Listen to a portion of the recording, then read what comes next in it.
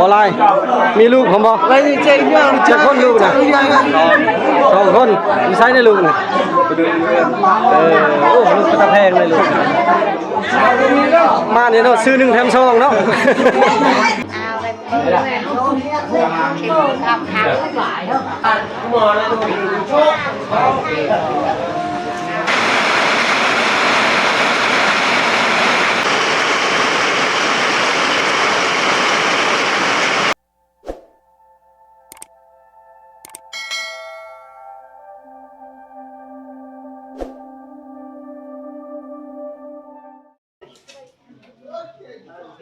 สบายดีพ่อแม่พี่น้องสบายดีตอนสวยตอนนี้11 โมง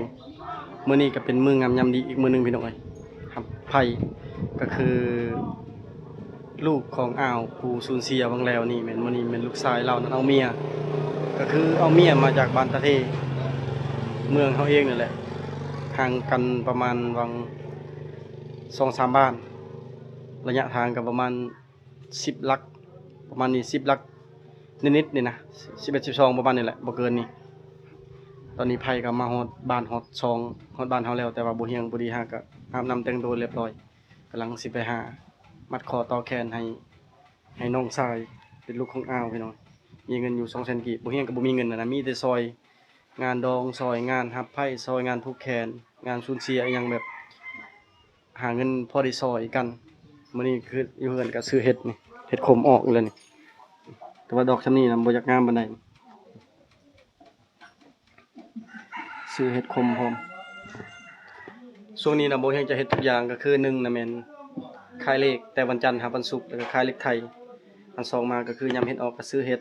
แล้วเดี๋ยวนี้อยากซื้อหัวหอยเฮ็ดทุกอย่างแล้วกับสมอนพี่น้องเอ้ยเฮ็ดเพื่อว่าเฮาสิเลี้ยงคนน้อยนั่นใดบัดออกมานะต้องหาไว้เกียมไว้คันบ่เกียมบ่หาไว้แม่นเพื่อสิเห็นหน้าเด็กน้อยแล้วมันก็บ่ทันนะเราต้องหาไว้แต่ตอนนี้หาไว้เก็บไว้เดือนละ10-20,000ก็ดีกว่าบ่หาไปเบิดทุกอย่างอาศัยรายได้อย่างเดียวมันก็บ่คุ้มและมื้อนี้บ่เฮียงก็ขอแจ้งอีกอย่างหนึงกับเป็นข่าวดีอีกอันหนึงก็คือมื้อนี้มีทางผู้ใหญ่ใจบุญหรือว่าผู้ใหญ่ใจดีอยู่ทางประเทศไทยเพิ่นแหละเพิ่นฝากแฮมสปริงมามีอยู่10ด่างอันเบาด่างเพิ่นไปรับแล้วเบาด่างเป็นนายพรานผู้ได้หมู่ป่าวังแล้วนี่แล้วเพิ่นพาเมียไปกวดเพิ่นยืมรถบ่เฮียงก็เลยบ่เฮียงใส่เพิ่นเอามาให้เลยเดี๋ยวลองเบิ่งว่าในหันจะมีหยังไหนเพิ่นฝากมาจะมีเครื่องเบาเดือนแล้วก็เครื่องเบาพางพร้อมจะได้ก็ต้องขอบใจผู้ใหญ่ใจบุญหรือว่าผู้ใหญ่ใจดีหลายๆเด้อที่เพิ่นฝากเพิ่นอีตนบ่เฮียงและบ่เฮียงก็บ่เคยได้สัญญานะแล้วเพิ่นเบิ่งคลิปเบิ่งหยังเพิ่นก็ว่าฝากตัวนี้น่าจะเหมาะสุดฝากตัวนี้มันจังสิโอเคนะเพิ่นก็เลยฝากมาให้จะได้ก็ขอให้อายุมันคนยืนความเจ็บอย่าให้ได้ความไข้อย่าให้มีอันขอให้ประสบผลสำเร็จในหน้าที่เวียกงานเด้อขอบใจเพิ่นหลายๆเด้อแล้วก็ขอบใจพี่ทุกคนคือเก่าแหละที่ว่าช่วยเป็นกำลังแห่งใจให้บ่เฮียงที่มาเฮ็ดคลิปจนฮอดมื้อนี้เดี๋ยวก็บ่ระยะห่างรถบ่เฮียงก็สิไปพุ่นแหละไปเพิ่นพอบ่เฮียงก็เสียแล้วทั้งพุ่นแหละมื้อเช้านี้เขาบอกไปกลางเต็นท์บ่เฮียงก็บ่ได้ไปเพราะน็อกแต่เข้ามาแต่ป่ามื้อนั้นครับเป็นไข้ไปข้าชาวดงไปแต่เป็นพอลามบ่มื้อนี้เป็นพอลามบ่บ่มีนะเอาคือมีแพร่พันธุ์นี่อีกนี่เป็นสเปอร์ลอดสเปอร์ลอดสเปอร์ลอดก็มีแพร่อีกโอ้ก็เดี๋ยวเป็นพอลามบ่พังเป็นแม่ของไก่บ่มื้อนี้แต่ใช่ไก่ซื่อได้อยู่บ่บ่ได้บ่มีคนใช้เอามั้ยมีกวางมีเต่ามีไก่มีปลามีปูมีกุ้งแกงสิออกให้เป็นแม่ไปดินี่บ่กวางบ่พังทำนี่ลิ้นกุ้งไก่นี่สมมุติว่าข่อยใส่กุ้งนี่ถึก 1,000 ได้เท่าไหร่1,000บ่คันออก2ต่อก็2,000คันสมมุติว่ากุ้งออก2โตนี่ได้ 2,000 คันออกตัวเดียวเด้ได้1,000คือกันออก3โตเด้ได้ 3,000 เป็น1ต่อ 3,000โอ้แบบแล้วความหมายแบบว่าสมมุติเขาใส่กุ้งเนาะกุ้งออกตัวนึงนี่ได้ 1,000แบบนี้ถ้าสมมุติว่าออก2นี่ได้ 2,000แล้วเพิ่นออก3นี่ได้ 3,000คันบ่ออกเลยซะสมมุติบ่ออกเลยนี่คือว่าบ่ถึกบ่ถึกบ่ถึกโอ้เสียเงินโอ้สมมุติว่าใช้ 10,000 นี่คันถึงตัวนึงได้ 10,000 คือกันโอ้มันเป็นอันนี้บัดสมมุติเขาใส่อัน กุ้งกับไก่ได้สามันถือพันหนึงได้เท่าไหร่สมมุติว่ากรณีที่ว่ากุ้งอันนี้และไก่แบบนี้นี่และสมมุติว่ากุ้งนี่2โตนี่กุ้ง2โตกับไก่ตัวหนึงนี่เขาใส่กุ้งกับไก่นี่พันหนึงได้เท่าไหร่ ได้5 ได้5,000เอ้ากุ้ง2โตดิซะ ใส่กุ้งหรือว่าใส่นี่ ก็ใส่กุ้งกับไก่คือใส่แบบยาวๆไปเลยนะและกุ้ง2โตนี่ อันนี้1,000บ่ บ่ใส่นี่เลยนี่1,000ได้ 5,000 5,000 โดย1,000 กุ้ง2โตก็ได้ 5,000 โดย คันกุ้งตัวเดียวเด้ 5,000 5,000คือเก่า เอาไก่2โตเด้ ก็คือเก่าแหละ เป็นนั่นเนาะแล้วสมมุติว่าเอากุ้ง3โตนี่เขาใส่นี่เขาใส่แบบนี่กุ้ง3โตแบบนี้เขาใส่อันนี้ก็บ่ได้ บ่ได้ โอ้เป็นอันนั้นเนาะก็จะเอิ้นว่ากุ้งไก่เนาะ โดยกุ้ง คือบ่เอิ้นเบิดเลยนี่กุ้งไก่เต่าปูปลากวางแบบนี้ก็เอิ้นว่าลิ้นกุ้งไก่เป็นหยังคือเอิ้นอันนั้น โอ้โหคือกัน มันสิแม่นแบบเอิ้นง่ายนะคันเอิ้นกุ้งไก่มันสิเอิ้นง่ายที่จริงมันก็เอิ้นพวกโตก็ได้ เอาไปเปิดเลยเข็มทำทางหลาย ở cái rồi thằng hoàng cái quê cầu hồ thầy không mà cái này chưa này lá nó cũng thầy chưa không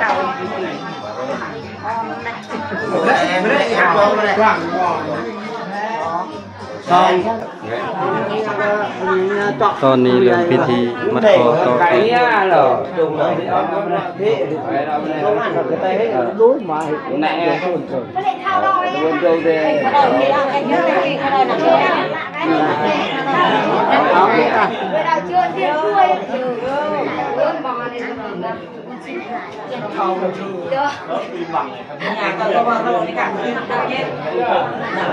thế quả sả quả sả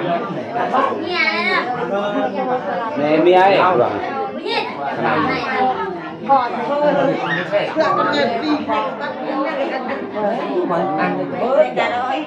ngầu răng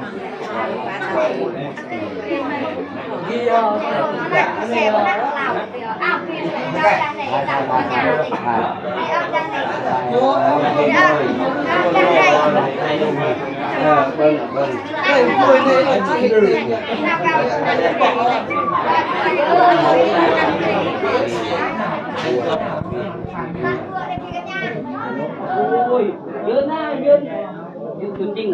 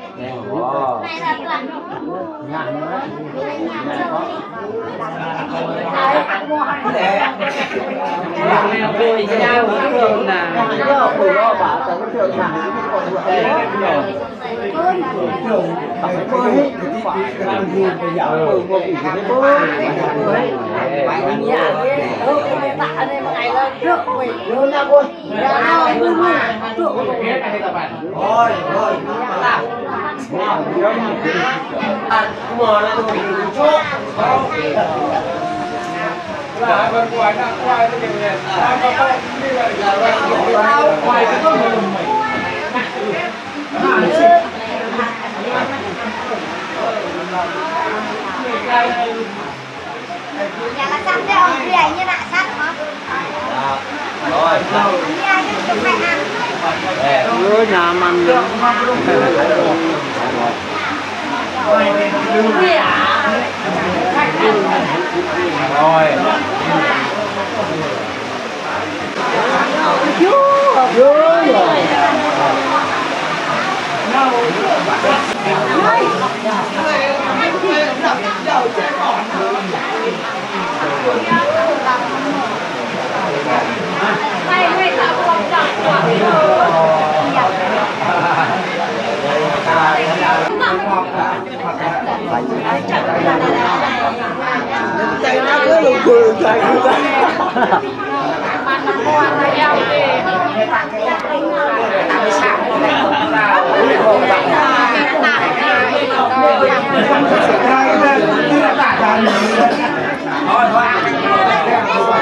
mình rung mà từ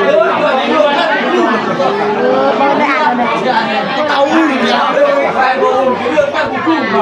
บ่ต้องกระแจงบ่ต้องใหญ่สุกกันไปจับที่สมควรได้ใหญ่อันนั้นมันต้องเดาะเข่าเท่าแกเอาอย่างเงี้ยเลย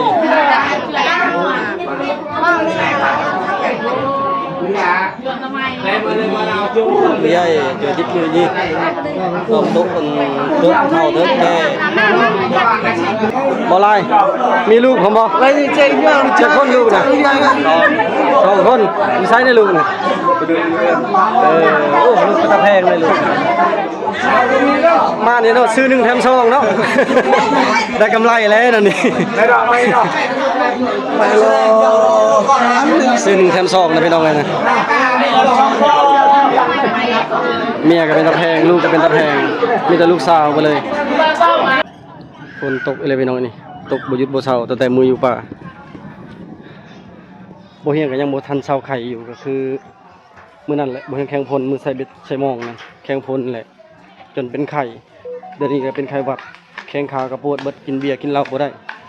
กินเผ็ดกินเค็มก็บ่ได้เจ็บคอกินน้ำลายก็ยากแล้วก็เจ็บท้องเจ็บบ่เลยตามเส้นตามเอ็นตามกระดูกกระเดี่ยวไข้หวัดนี่โคตรทรมานเลยตอนนี้ยังบ่เซาอยู่บ่เฮียงก็พอดีไปมัดคอต่อแขนยังแล้วก็บ่เฮียงก็มาบ่ได้อยู่หึงสบายดีอากันญามาเล่นน้ำพ่นแล้วนี่สบายดีคิมมี่สบายดีจอนนี่สบายดีเฮ้ยอันนี้ปะหำอยู่ตายแล้วต่อยเด้อ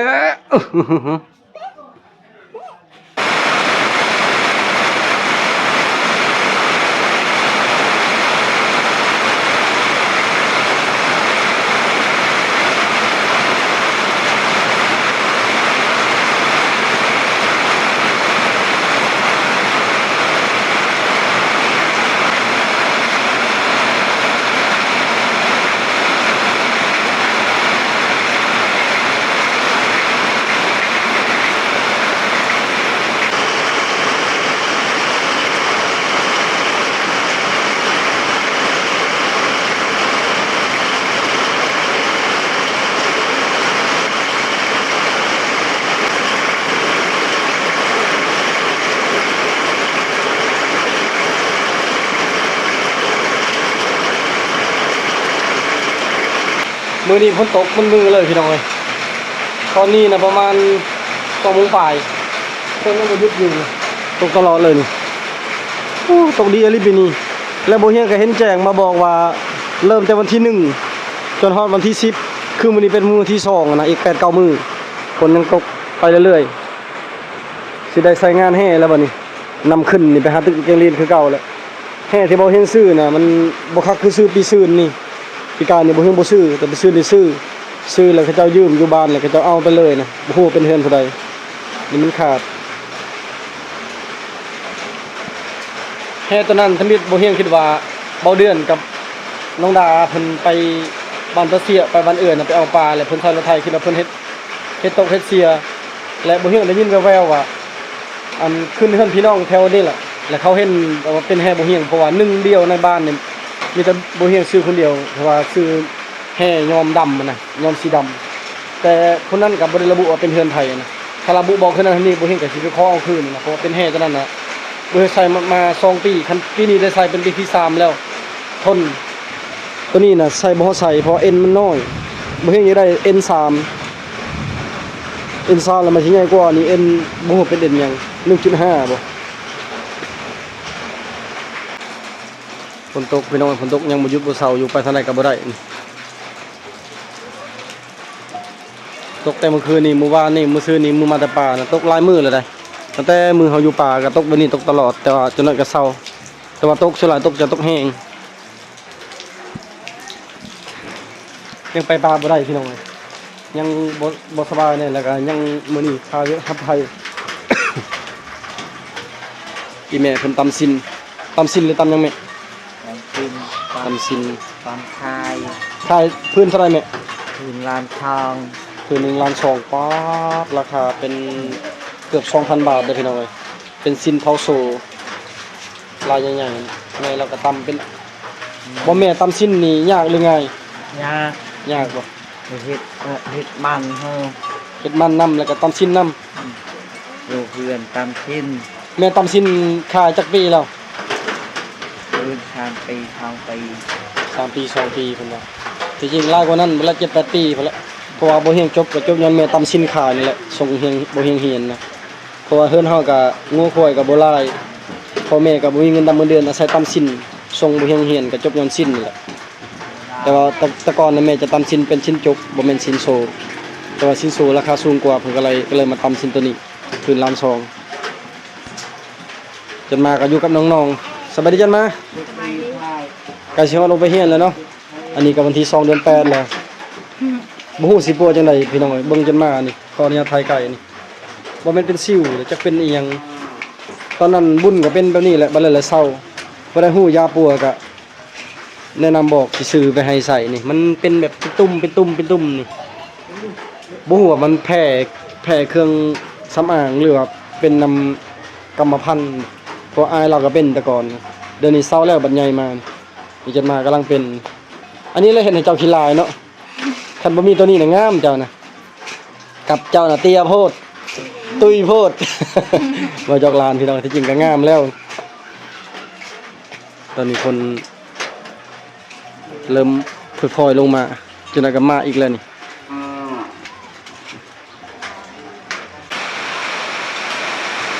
เอาเมียคู่คิดค้านเอาลูกน้อยไม่ได้สมน เลยสบายดีมากินข้าว เจ้าว่าไปนี่มากินข้าวเด้ออ้ายอาหารกินนี่ต้มหัวปลากดตำมักแป้นปิ้งปลาแล้วก็เมี่ยนปลาใส่มะเขือแก้วของอยู่ของกินมื้อนี้มีทั้งข้าวหุ้งข้าวเจ้าอันนั้นแล้วก็เป็นข้าวเหนียวตกไม้แล้วนะนะแห้งลิบ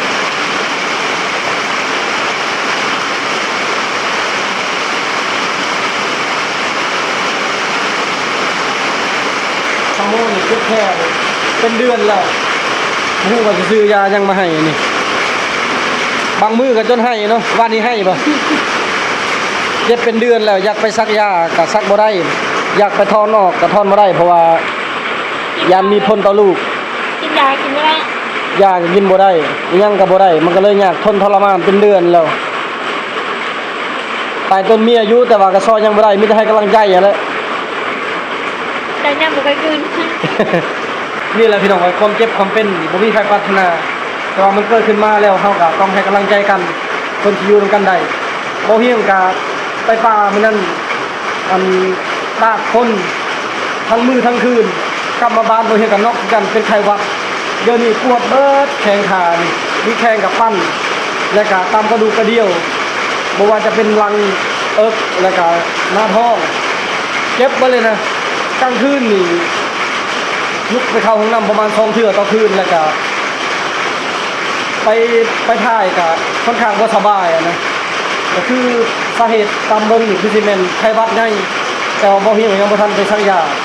และมื้อนี้บ่เฮียงก็เริ่มมีอาการแบบไอคอนี่ก็เจ็บกินเผ็ดกินเค็มนี่โอ้ยอันตรายเลยทรมานว่าสิไปป่ามื้ออื่นมื้อฮื้อนี่ก็บ่ฮู้ว่าสิไปได้หรือบ่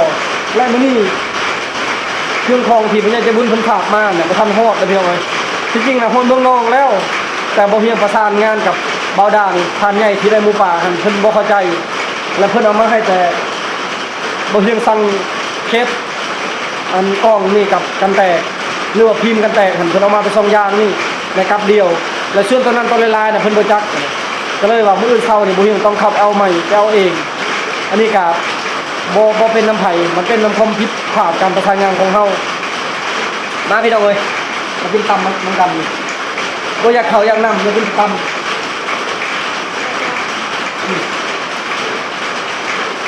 กินกับแซ่บพอเจ็บพอคืนน้ำลายกันเนี่ยเฮ็ดด้วยคอเฮานี่แคบเข่า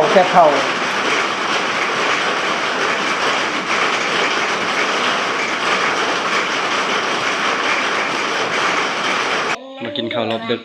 ขอนูเบียร์เลือก ปิงตีนเป็ดกับหัวเป็ด ตั้งแต่หมดแหละ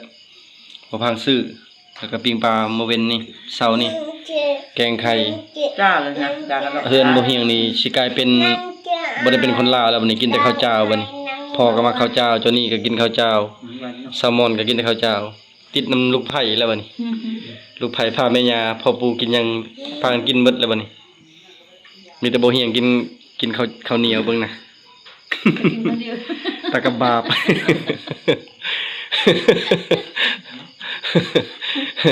แบบนี้นะก็เอิ้นแทงผัวนะให้พวกกินมันสิปั้นได้บ่บัดนี้ เจ้ากี้แล้วนี่ สิประจานเมียก็แบบนี้แล้วนี่ปั้นก็บ่ติดหันมือ ไม่ได้เชื่อมันอยากกิน บ่เจ็บท้องก็มันนะตอนนี้ก็ฮู้กัน เป็นเจ้ากี้แล้วกินข้าวมื้อนึง ตอนนี้กินไปมาเด้อพี่น้องกินข้าวนำกันไปเลยมาเด้อพี่น้องกินข้าวนำกัน ก็ไป ไปเลยนั่นไม่ไปนั่นดูมันตอนเดินประเลียวกับประมอนล่ะไปเลยเหรอมากินข้าวนำกันเด้ออ้ายไปเลย ไปกินข้าวในการกินข้าวไป ไปเลยเรียนประเลียวน่ะไปเรียนลืมประมอนประบันดงนะ ความรู้สึกปริยัติปัจจุบัน ใช่จนนี้ไปเฮียนน้ำปลาเพิ่นอยู่บันดงพุ่นแหละมันจึงไปให้เฮือนปลาพุ่นแหละป้าประเลียวเหรอมากินข้าวนำกันเด้อพ่อๆแม่ ไป พ่อแม่ลังก็พ่อแม่นักเก็ตกูไปพ่อแม่ ง่ายไปกันล่ะ ไปกินน้ำกันเลยพาเมย์กินข้าวน้ำกัน มาเด้อพี่น้องมากินข้าวนำกัน อาหารก็ ไป หลายอย่างอยู่ เดี๋ยวจะปัก คืออยู่แต่ว่าก็กินตามอาหารคนโซนี่แหละบ่สบายนะพี่น้องทั้งไข้หวัดทั้งเริ่มไอแล้วบัดนี้ยังบ่เซาอยู่มื้อนี้เป็นมื้อที่3แล้วบ่ยังไข้ไข้หลายหน่วยไข้ได้ไข้แน่ไข้หน่วยเดียว แต่ปวดมันกระโดด โยนมุกดาแกนอะไรทำ เก็บทอง ดูด้านเนี่ยยน ก็ไปก็ยังตัวล เอิ้นพี่น้องกินนำกันแน่ซามอน ำกับยา มากินข้าวแล้ว กับยา จนนี้เอิ้นพี่น้องกินข้าวนำกันแน่ ตาคุมปาง ดูด้านเลย ส่งไปคนที่ เบิ่งก็ฮู้เบิ่งนี่ว่าเจ็บนะ การยะลัง กินข้าวจังได๋ก็บ่ตุ้ยคนบ่ตุ้ยนะเป็นนักกรรมพันธุ์พ่อแม่บ่ตุ้ยบ่เฮียงนี่ยากที่ตุ้ยมันยังอันนี้เจ้าปะนี่กินได้บ่ ได้คออันนี้ อืม วันนี้ อืมมื้อนั้น อลาเปิดในไปนะให้ชากะกะดง มื้อนี้หลักๆบ่เฮียงอยากซื้อก็คือหนึ่ง ไป ก็ นะ ไปหาไผ่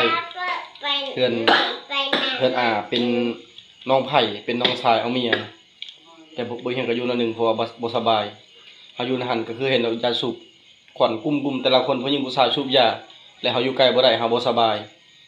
กับมันแออัดอะนะขณะฝนตกนี่บ่เห็นจนแบบเหือแตกมัดแค่นั้นแล้วบ่เห็นก็หิบลงมาเพราะว่ากินเหล้ากินเบียร์บ่ได้อยู่กับเขาบ่ได้ก็เลยต้องขออภัยบ่เห็นก็บ่ได้เก็บรายละเอียดให้เบิ่งเพราะว่ามันเป็นอีหยังที่ค่อนข้างยากและพิธีบ่เห็นก็ลงมาและอันที่สองบ่เห็นอยากซื้อก็คือเครื่องของที่ FC ฝากมาให้อันนี้คือบ่เห็นบ่ฮู้ได้ว่ามันมาฮอดน้องๆแล้วหรือบ่พอดีทางบริษัทกับเบาด่างเลยก็บ่เฮียงพากันงงนะแต่ว่าเครื่องมาฮอดแล้วและอันลังเบาด่างออกจากบริษัทขนส่งหั่นแล้วเพิ่นแจ้งมาว่าเครื่องน่ะให้เอาเบิดบ่เฮียงเอาคิดว่างงมันยังเอาเบิดเพราะว่าเฮารายการเดียวที่บ่เฮียงสั่งเครื่องอยู่เวียงนั่นสั่งเป็นเคสของอันกล้องนี่แล้วก็เป็นพิมพ์ ไปนะ กันกระจกพิมพ์กระจกกันแตกนี่บ่เฮียงสั่งรายการ1 2รายการแต่ว่าเขาใช้เป็นกับเดียวกันเขาพักมานะให้เอาตัวนี้ที่จริงอะของมาแต่ไทยกับมาฮอดเมืองนอกแล้ว ก็เลยมางงๆอยู่สุดท้ายเพิ่นก็กลับมาก่อนมีแต่จังใดกับมื้ออื่นบ่เห็นขับไปเอาเองแล้วคันบ่มีคนเอามาให้เพราะมันเป็นอีหยังที่ค่อนข้างจะใหญ่อะนะแฮวสปริงมี10ดังมี10ดังแล้วก็เครื่องของอื่นอีกจังใดก็ต้องขอขอบใจผู้ใหญ่ใจบุญหลายๆเด้อถึงเครื่องของบ่ทันฮอดแต่บ่เห็นอัปเดตให้เบิ่งมื้ออื่นสำหรับคลิปวิดีโอนี้ขอจบไว้เพียงส่านี้ก่อนก่อนอื่นก็ขอบใจเบิดทุกคนที่เป็นกำลังแห่งใจให้บ่เฮียงและครอบครัวของพวกเฮาถ้าติดตามในคลิปหน้าพี่น้องเด้อบ๊ายบาย